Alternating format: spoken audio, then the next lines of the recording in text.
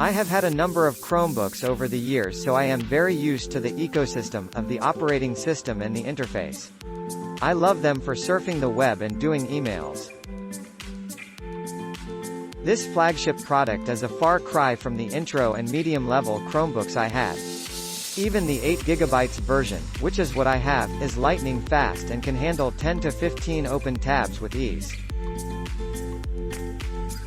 It is super light, charges quickly with the included USB-C charger, and the screen is the best I have ever seen on a Chromebook. The fit and finish rivals Apple. The keyboard is soft versus clicky, which slows me down, but not too much, and good for typing without disturbing those around you. There is zero lag on loading websites, a problem I have seen with my cheaper Chromebooks. What I love, plus great sound, plus great display, plus super fast even with multiple tabs, plus very. This is 3x the cost of my Acer R13 Chromebook. Is it 3 times the performance? No. It's fast, yes, and looks great, but it's not like the $300 Chromebooks look bad. Not just this stylish and thin. Overall, it's a great laptop and highly recommended. Zero problems out of the beautiful box. About a decade ago, I bought my first Chromebook. It was made by Samsung, cost a few $100, and looked kind of like a MacBook. It didn't perform like a MacBook, though. It had a low-end processor, a low-res screen that looked washed out no matter what you did, and a mediocre keyboard.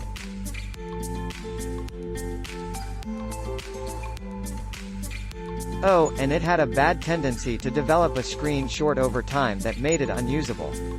The upside is that while it still worked, it booted up in a few seconds, and running the Chrome browser was reasonably efficient. In terms of functionality, Chrome was about it. It didn't run Linux, you could hack it to boot into Linux instead, but you still had that crappy screen. It couldn't run Android apps. It didn't have a touchscreen. It was mostly a surfing machine, light and cheap and good for someone who only did surfing, like my mom, who still uses one like it, or students. Flash forward to now. In the intervening years, Google and others have introduced much higher-end Chromebooks, which run on good hardware, and Google has made major changes to the OS so that it's now a real road warrior. If you think you know Chromebooks and you think, not for me, you need to think again. Google's own Pixelbook line is probably the best of the best in the Chromebook realm. This particular Chromebook is a swell hardware package, featuring an 8th generation i5 processor, 8 GB of memory and 128 GB of storage. It's extremely light, around 2 pounds, and thin. It has a good, bright 13.3 inches 1920 by 1080 touchscreen. Would have preferred 1920 by 1280, but it's fine. The speakers are surprisingly good.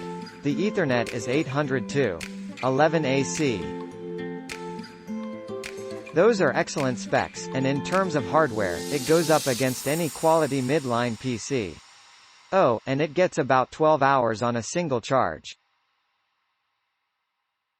Tested and true. In addition, the keyboard is extremely comfortable and natural feeling, and the trackpad works well, although I miss having left-right buttons. That's a Chromebook thing.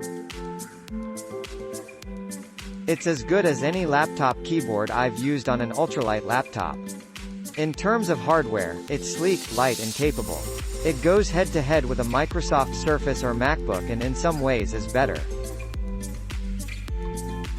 My one complaint would be that the keyboard does not flip 180 degrees, unlike previous Pixel devices or the Surface. This is significant because when you're on a plane and the seat in front of you reclines into your lap, being able to do the TP setup on your laptop is hugely advantageous. Click link in description for more reviews.